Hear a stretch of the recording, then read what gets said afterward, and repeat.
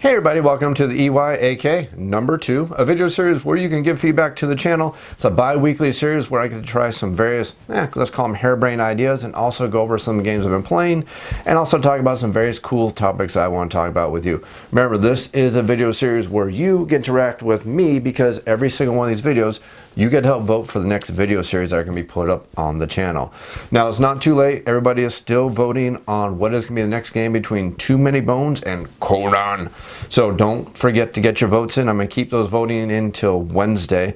The reason why I want to do that is because there was a few people who also wanted to see me put up a video series on Conan, and none of them have given feedback, so I don't know if they gave up on Conan or they just haven't seen number 1 of the EAC, so I'm going to give them a chance to do so and give their feedback. Again, the most votes between Too Many Bones and Conan is going to be the next video series I'm going to do on the channel. If Conan wins it, I'm going to go ahead and do Conan with the big box expansion, because that's what I do own, so I'm going to try to show as much of the gameplay as I can. But if it ends up being Too Many Bones that ends up being the grand winner, I'm actually going to do a focus on Too Many Bones Undertow. Now, I don't want to get too much into my review series for the simple reason that that's what the review series is for, but I actually prefer Undertow, and I think it's a better base starting off point for the Too Many Bones game system. I think it actually takes a whole bunch of things and improves on it for the basic game, and I think it's also a fantastic entry point into Too Many Bones. So if that ends up winning, we're going to focus on Undertow, but don't worry, I'm going to talk about the original base game and some of the expansions and have a really cool video series for everybody. So some new games I've gotten to the table this week and in the past couple weeks, and some really interesting fun games I've managed to get and add to the collection. Going to get those games played, get some videos out for those games, and see what you also think about those. First up on the series, we have the first expansion for Terra Mystica, which is Merchants of the Seas.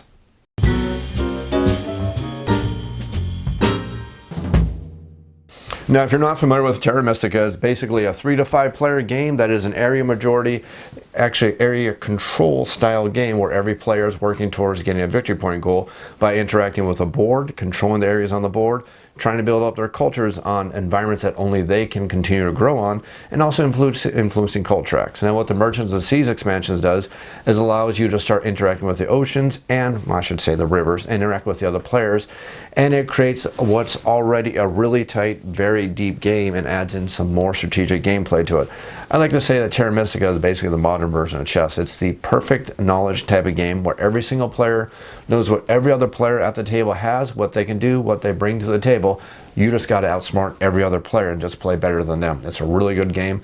The new expansion is adding a lot to the game, and while I would not introduce the basic game to new players with the expansion, for all the players who have been playing the game for a while, it's definitely a very nice addition to the game.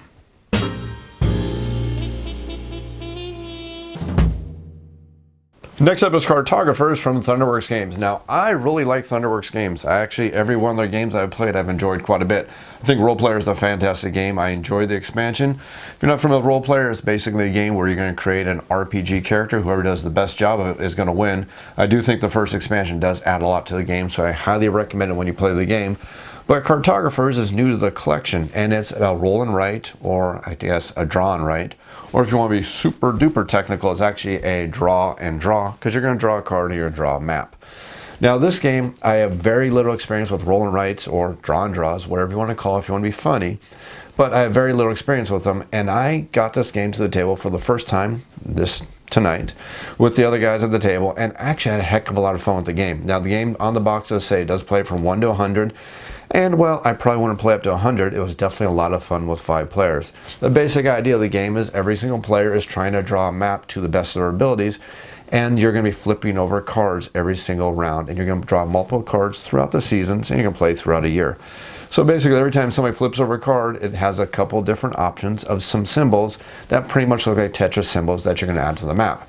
Here's the trick of it. Once in a while, you're going to draw some monsters. Every time you draw a monster card, you're going to take your map and either hand it to the player to your right, or you hand it to the player to the left, and then they get to screw with your map, and they're going to hand it back to you, and now you need to compensate for the fact that if you don't get these monsters taken care of, you're going to lose victory points, but you also are working towards the victory points you're trying to get for the other things you've already been doing, such as trying to build the forest because that's a victory point condition, or maybe you're trying to build towns because that's a victory point condition, or you're trying to keep your fields away from your waters because that's a victory point condition, or whatever you're trying to do. So now you have the extra complication as you're also trying to surround the mountains to get the coins, which give you also more victory points. Now, cartographers, I played it with the expansion and I did like the expansion. I haven't actually played without the expansion, and I know some people have said that the expansion does add a lot to the game. I would have to agree, although I can't judge because I haven't played without the expansion, but I do think the expansion adds a heck of a lot of fun to the base game of Cartographers. It's one I really enjoy. It's definitely one I'm going to bring to the channel, and I'm actually thinking about doing a full Thunderworks series, because Thunderworks also has Lockup, which is a worker placement game, and if you've ever been around the channel for a while, you know I love my worker placement games. So I might do a Cartographers, Role Player, and then a Lockup series. Let me know if that's something you want. Remember, this is a series where you get to interact with the channel. Let me know if you like any of these ideas, and I will definitely bring them to the channel. Next up, we have Age of Steam Deluxe. Now, I am a huge fan of railroad style games. When I was growing up, one of my favorite things to do on PC games was to play Railroad Tycoon. So naturally, it does make much sense that obviously I would like Railways of the World and also Age of Steam. Now, I got the deluxe edition from Eagle Gryphon Games, and it's, well, you get the nice wooden components, you get the nice little chips and everything like that.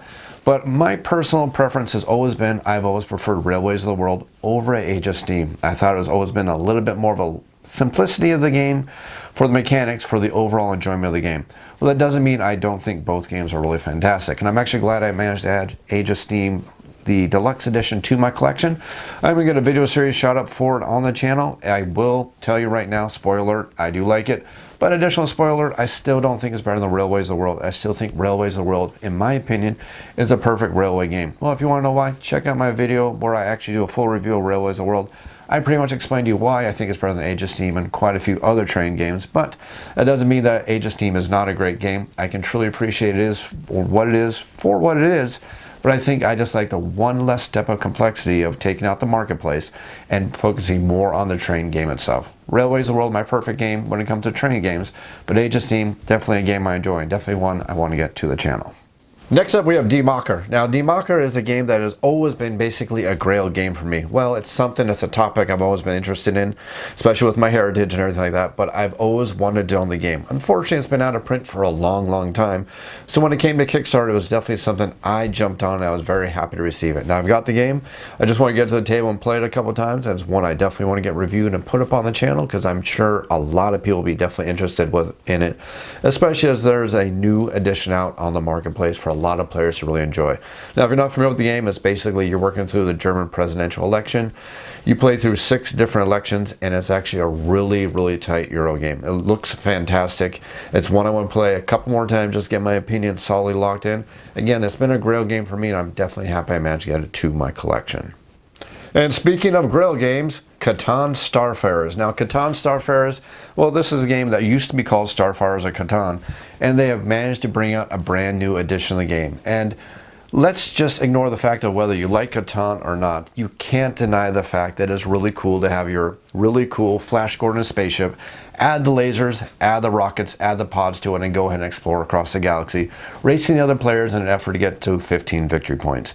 Now, I had a heck of a lot of fun playing the game, and I don't know if it's just because of my stupid cheesy grin I was building up my spaceship and encountering these goofy aliens, or if there's the fact that it's actually a great version of Catan, because personally I've never been a huge fan of Catan. I know a lot of people really enjoy the tabletop debates and also working together, trying to convince each other to sell goods and do trades across the table, but it always felt like a little bit of a randomness with the dice. So I do appreciate how now the new Catan Starfarers makes it so the dice don't feel quite as lucky. A little bit more, you get a little more strategy out of the game. But the randomness of the dice has now been replaced with the randomness of the cards. So again, I'm not quite sure if I'm there yet, but I know I have a heck of a fun time playing the game. I have a stupid cheesy game or grin on my face every time I'm playing it. So maybe that's a win, maybe it's not, but I'll get the game to the table more, get a video series shot for it, and see what my final opinion is on Catan Starfarers. So now to talk about what we played tonight. Tonight, we played Terra Mystica. Now, Terra Mystica Should not be a surprise to anybody. It's one of my favorite games. It's in my top 51 games of all time. It's actually really, really high up on the list. And I think it's a brilliant design. I actually think it's better than Gaia Project. I know a lot of people argue with me and say, no, Gaia Project is better. Well, you can pretty much shut down the argument by saying this.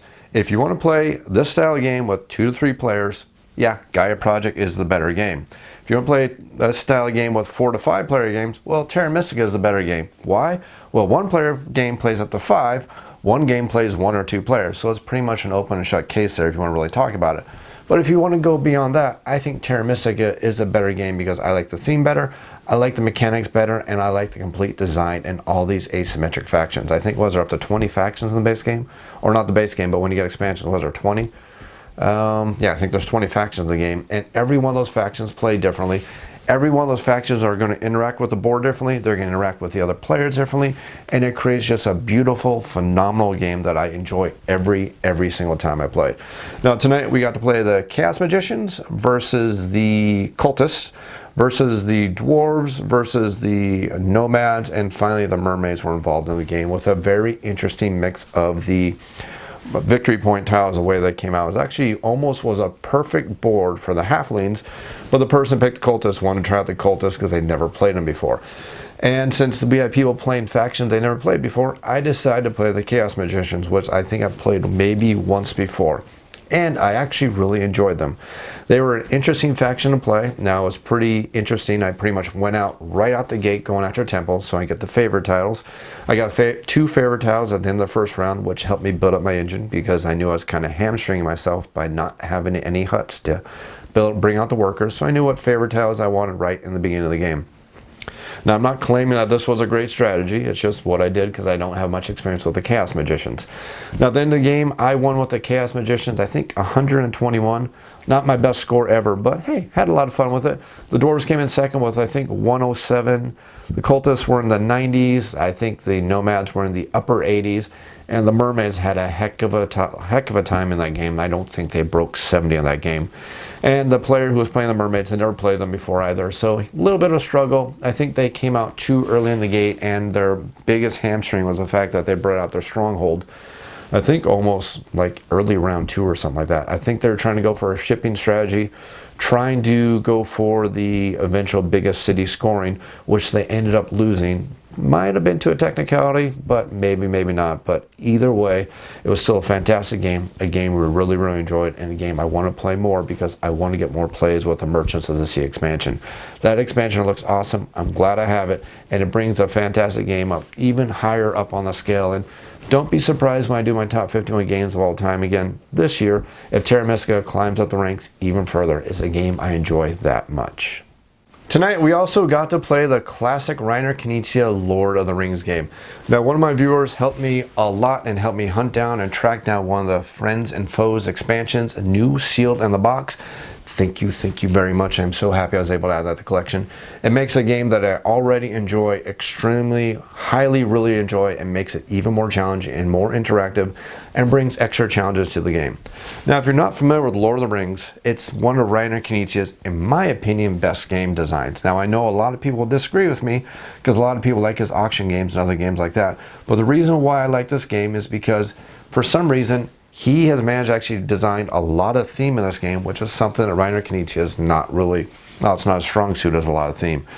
The Lord of the Rings game is basically a game where players are trying to make it to Mount Doom, drop the ring in the volcano and end the game and win it. But it's a game of constant struggles, constant difficulties where players are every single turn are having to make sacrifices because you're going to play cards which are going to allow you to work down tracks. The difficulty is the game is designed and forces you that every single round, every single map, every single decision you make is going to hurt another player. So as a group, you need to constantly be deciding, okay, well, if I advance 2 points on the track, I'm going to get a ring, I'm going to get a heart. That means I'm going to take 1 less corruption, but this player over here is going to take 3 corruption because they're not going to get any of the resources they need at the end of this map, which means they're going to be ever so much closer to Sauron. I don't need this player dead yet because it looks like that I'm going to be the ring bearer next, and I need this person to make sure that they're doing other things, especially while these villains and foes are starting to fill up the ranks. So, unfortunately, we lost horribly. Oh my gosh, did we lose this game horribly. Looking back, which is one of the things I love about Lord of the Rings, is every time I look back and every time I lose, I can sit there and go, okay, we did this thing right here. No, that is what killed us. If we would took this thing right here, and if you would took out this foe right here, and maybe if you would sacrifice a few cards, and maybe if you did that one round where you, instead of just said, hey, I need to hold on to these cards, I may need them for later rounds, well, maybe if you would have spent some of your cards, probably things would have went better. Because in this game, two of the players were thinking far long game. They were starting to hoard the cards, which is, can be a good strategy for this game, but unfortunately it meant that the other three of us, because we were playing a 5-player game, we were struggling constantly, never having cards. I think when we finally wiped, or died, I should say, I had 1 card left in my hand. Another player had 2 cards, and the other person may have had 1 or 0 cards. And then the player to my left and the player to my right had like 8 or 9 cards. So it was a very interesting game. I still love the game a lot. I am so happy I managed to get that expansion, and to the person that helped me get it, thank you again. I'm very happy it's now part of my collection. It's a game I enjoy. It's a game I want to get back to the table. And let's hope we can get more than, 50 points next time, because that was such a travesty how we played. But fun time either way. Finally, we got to play Cartographers. And I've already talked about Cartographers just a little bit earlier, but what is it? Well, like I said, it's a draw and draw type of game. Got to play it, got it to the table, and I had a heck of a lot of fun. Now, unfortunately, I can't really compare it to other roll and writes because I have very little experience with roll and writes. It's basically a genre of games that I've never played a lot of. I've played a couple here and there, but not enough to really give a good, solid opinion on any of them. But I do have to say I can give a solid opinion on Cartographers. Had a heck of a lot of fun. It was interesting. It's a game that we all enjoyed. And a matter of fact, at the end of the game, one of the persons at the table actually ordered a copy of the game and got it. So they're also happy. It's inexpensive. It's like $25, I think, right now. So a little small box game that actually, I'll show it to you.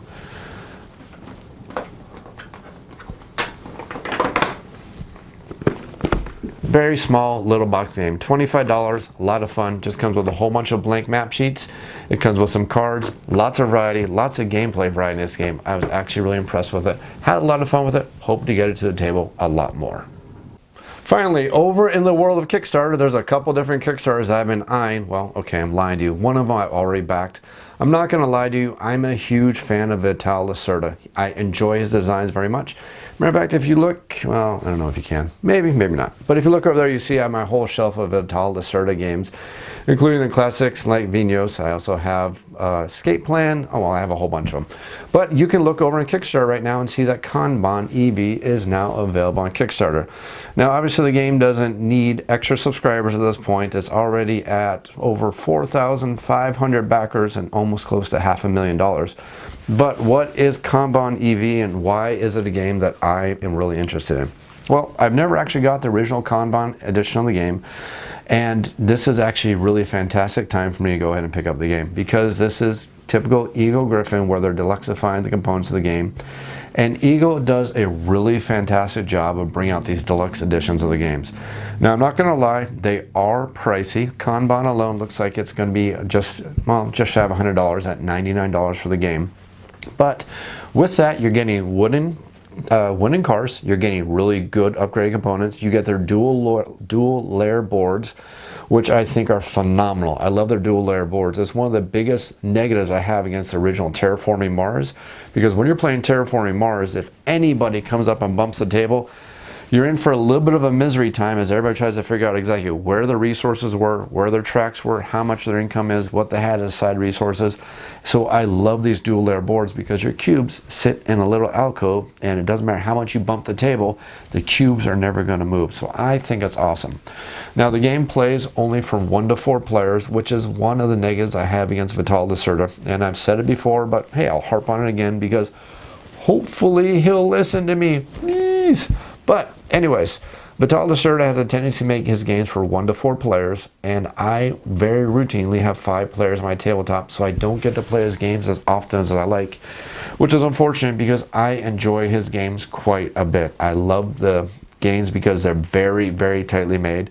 I love how he gets the theme to fit the mechanics. It often reminds me of another famous game designer that I really enjoy.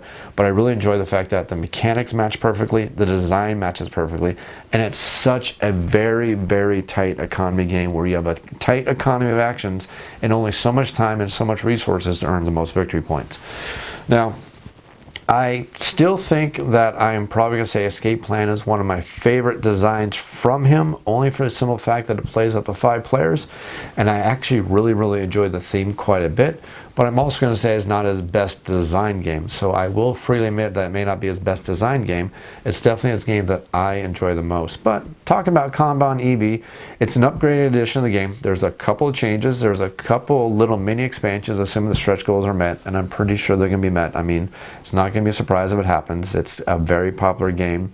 Very popular designer with some very good components, and I wanted to stop right here with all the new things that we have. We have lots of new wooden bits, new artwork by Ian O'Toole. Ian O'Toole does some fantastic, phenomenal artwork, so we know that's going to be a winner right there.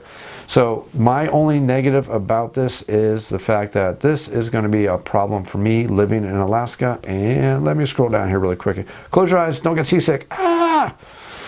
Is going all the way down to stall tactics. Stall tactics. Get to the right spot. This may be a part I'm going to have to cut and edit very quickly. Nope, found it. So my biggest problem with Eagle and Griffin Games is their shipping they use to get games to me. I live in Alaska. I have to spend over $40 to get any Eagle Griffin game shipped to me.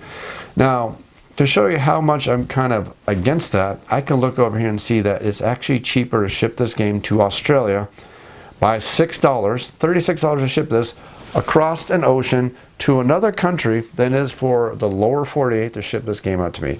Now, I know Eagle Griffin is probably not profiting off the shipping. That's not what I'm saying, so please don't misconstrue what I'm saying. What I'm saying is that their fulfillment partners are terrible. I always get hammered by Eagle Griffin on these. So I always have to really, really think about the games I get from them. But this is a Vitala Certi design, so, well, let's just face it, I'm going to get the game. I'm pretty happy and I did back it. So, next up we have Vampire the Masquerade Chapters. Now, I am a huge, huge fan of the vampire RPG mythology. In the late 90s, I owned pretty much all the vampire, werewolf, mage, oh gosh, what were all of them? Changeling, I can probably rattle them all off here if you give me enough time. But I really enjoyed the world. I thought it was a really cool, dark world. It was very interesting how they did it. I even remember watching the cheesy TV show Kindred, just because I enjoyed the theme that much. It's basically a modern society where the dark creatures of the underworld have infiltrated our society in various different ways. And in the aspect of vampire itself, they've all integrated themselves into our society as vampires. Now, it's a really interesting theme, a very interesting mechanic, but what we have now is we have a board game designed or based thematically on a design that I really, really enjoy from White Wolf Games. Now, I've looked into this one a lot. I have not actually backed this one yet, and I'm hoping if anybody's done more research on this one can help me make my final decision on this one. I mean, obviously, again, they don't need my money. We've already at $750,000 here, over 4,500 backers, and there's still 18 days to go on this project. Here's my hesitations. This is a third project from these designers. Their first two were, they're okay at best. They were games that seemed to focus, at least from the reviews I've seen, because when I back a game, I research it because I'm not wasting my money on Kickstarter. As years go by, we see that Kickstarter is starting to dominate the industry, so we got to be very smart with the Kickstarters we do back. So I see that their prior two games were okay, but not great, at least as far as the reviews seem to go. Now, I'm not saying I played any of them, I'm just going by on the reviews, just trying to be a smart backer when it comes to my Kickstarter funds. But also, looking at this game, I'm hesitant because there's a lot of things that this campaign doesn't say. It seems so far to focus like a lot of Kickstarters do. The first thing they do is they throw the miniatures at you, hoping that's going to make you get sucked in, but it kind of ignores what I like. I like gameplay. I like mechanics. I like a game that I'm going to have a heck of a lot of fun playing. I care less about the looks of the game and more about the enjoyment, the long-term enjoyment, and is this a game I'm going to play more than once? Now, my first hesitation is when I see the word immersive multiple times without actually giving me descriptions of the game. Now, I know I may be sounding a little bit petty, but I want reviews to tell me what the game is going to be. and I want the game to tell me more from this Kickstarter page to tell me if this is going to be a game I'm interested in. So I'm going to continue to look into it. I have 18 days, so it's not really a rush. But if you've done more research and you can tell me, or maybe if you're one of the people who's got on the inside track and managed to play this game, leave some feedback down below, because like I said, thematically, I'm really, really interested here. I'm just really leery due to the fact that this is a third project from this company, and the first two were average, and so far there's not enough information here for me to make a final decision. Finally, I want to close out the EYAK number 2 with a poll, because every one of these video series and this bi-weekly series is going to have a poll somewhere in it, and now here's your poll where you can give the feedback for the channel. So after we do Too Many Bones or Conan, depending on your votes, the next one on the docket is going to be Age of Steam or Escape Plan. You get to pick the next video series between those two, so leave your comments down below. I hope you enjoyed this video. I hope you enjoyed this video series. If you have any comments or questions, make sure you leave them down in the YouTube comments down below. I'll be sure to get to them as quickly as I can. You can also feel free to email me at offtheshelfboardgamereviews. That's otsbgr@gmail.com. I'll be sure to answer them as quickly as I can. Don't forget, this channel is completely 100% ad-free, and it's also free of support from Kickstarter. So I appreciate your subscriptions. I appreciate your viewership. You can help keep the lights on. I mean, I'm not harassing you on a weekly basis, mentioning dozens of sponsors, mentioning Kickstarter campaigns, begging for your cash here. I bring this channel to you because I enjoy the hobby and I enjoy doing this a lot, but I can really appreciate your help. Subscribe to the video channel, and also watching these videos helps brings up the YouTube analytics and can help cover some of my costs that I incur from keeping this video channel going. As always, like, subscribe, and thanks for watching.